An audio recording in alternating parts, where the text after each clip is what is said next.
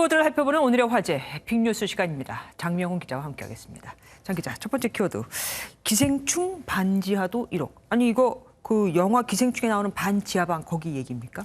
네, 맞습니다. 영화 기생충에서 기억에 남는 장면을 꼽으라면 비가 억수같이 내리는 날 주인공들의 반지하집에 물이 잠기는 장면일 텐데요. 저소득층의 주거 환경이 열악하다는 점을 상징적으로 보여주는 공간이었습니다. 사실 지하층 집들이 모두 그렇진 않겠지만 여름에는 곰팡이에 괴롭고 겨울은 난방이 걱정이죠. 그리고 예. 치안에도 비교적 취약하고요. 그러면 이런 집들의 전세값이 지금 1억이라는 얘기입니까? 네, 맞습니다. 서울 연립주택과 빌라의 지하층 전세 보증금 평균을 계산해봤더니 1억 435만 원이 나왔습니다. 지난 2017년 평균은 7,800만 원으로 4년 만에 30%가량 올랐습니다. 집값 상승 그리고 이어진 전월세 난등이 그대로 반영된 것으로 보입니다. 지하층 평균 전세값이 가장 높았던 동네는 서초구, 강남구, 종로구 순이었습니다. 돈이 없으니까 지하라도 찾아서 간 것일 텐데 이제는 어디로 가야 하는 거죠? 대출도 요즘에 힘들고 좀 큰일입니다. 다음 보겠습니다. 네, 다음 키워드 화물차 자율주행 첫선입니다. 일반 자가용들은 뭐 자율주행하는 얘기 많이 들었는데 이제는 화물차도 이런 게 나오는 거네요? 네, 국토교통부와 관계기관들이 지난 4년간의 연구 결과를 공개했습니다. 정확한 명칭은 조금 어려운데요. 자율협력 군집주행입니다. 예. 네, 선행 차량 한 대를 운전하면 뒤따라오는 화물차들이 앞 차량을 그대로 따라가며 자율 운행하는 형태입니다. 영상에서 보시는 것처럼 뒤따라오는 차량의 운전자는 운전대를 안 잡아도 되고요. 가속 페달을 밟을 필요도 없습니다. 아니 뭐 선으로 연결된 것도 아니고 어떤 원리로 이게 가능한 겁니까? 네, 차량과 차량 간 그리고 차량과 프로그램 간 무선 통신을 활용한 기술이라고 네. 합니다. 모바일 어플을 통해서 화물차들의 군집 합류와 해제가 가능하고요. 차선 변경, 급제동 등도 같이 수행한다고 합니다. 상용화되면 운전자 피로도를 획기적으로 줄여서 화물차 사고도 크게 줄일 수 있을 것으로 보입니다. 그러네요. 교대로 또 운전할 수도 있을 테니까요. 그런데 차들이 이렇게 몰려서 가는 거 원래 불법 아닙니까?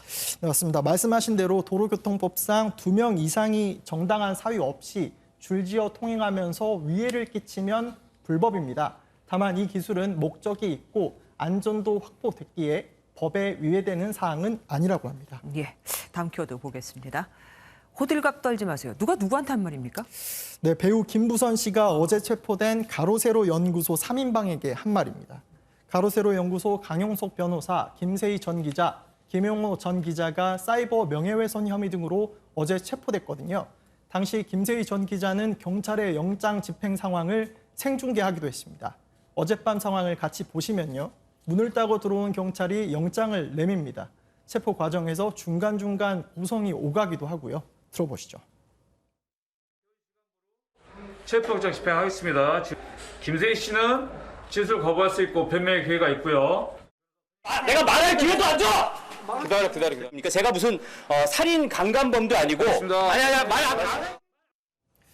네, 체포 소식을 접한 김부선 씨가 경찰, 검찰이 자주 하는 방법이니 호들갑 떨지 말아라 이렇게 얘기한 겁니다. 그러면서도 자신의 재판 변호를 맡고 있는 강용석 변호사의 구속은 걱정했습니다. 그런 사연도 또 있죠. 네. 다음 키워드 보겠습니다. 네, 다음 키워드 돌아온 르윈스키입니다. 루인스키 하면은 20년 전에 왜 빌 클린턴 그 당시 대통령하고 성추문에 휩싸였던 바로 그분 아닙니까? 네, 맞습니다. 이른바 지퍼 게이트로 잘 알려진 사건인데요. 백악관 인턴이었던 모니카 루인스키가 1995년부터 2년간 클린턴 대통령과 부적절한 관계를 맺었다는 사실이 알려지면서 문제가 됐습니다. 클린턴 전 대통령은 이 문제로 탄핵 직전까지 갔다가 상원에서 부결되기도 했습니다. 그런데 그 루인스키가 어디로 돌아왔다는 얘기입니까? 이 루인스키가 이번엔 드라마 제작자로 돌아왔다고 합니다. 네, 드라마 제목은 탄핵인데요. 자신이 백악관에서 겪었던 일들을 담아냈다고 합니다.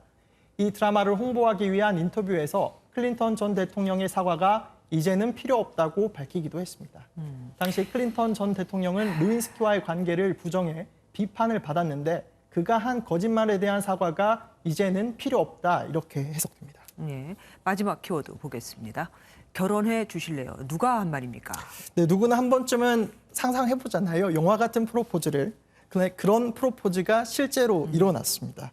미국 샌프란시스코 오페라단의 공연이 끝난 뒤의 영상인데요. 같이 보시죠.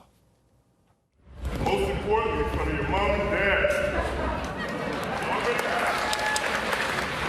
got permission from her father?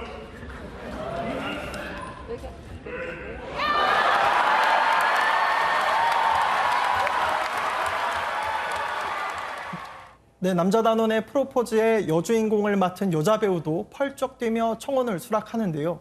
이를 본 관객들의 박수와 환호가 쏟아집니다. 이날 공연된 토스카라는 오페라는 원래 비극적인 결말로 유명한데요. 이들의 프로포즈로 가장 행복한 토스카가 됐다고 합니다. 저는 생각이 나쁜가 봐요. 저런 거 보면 왜 여자가 거절하면 어떡하지 하는 생각부터 듭니다. 오늘 고생 많이 하셨습니다. 장명훈 기자와 함께했습니다.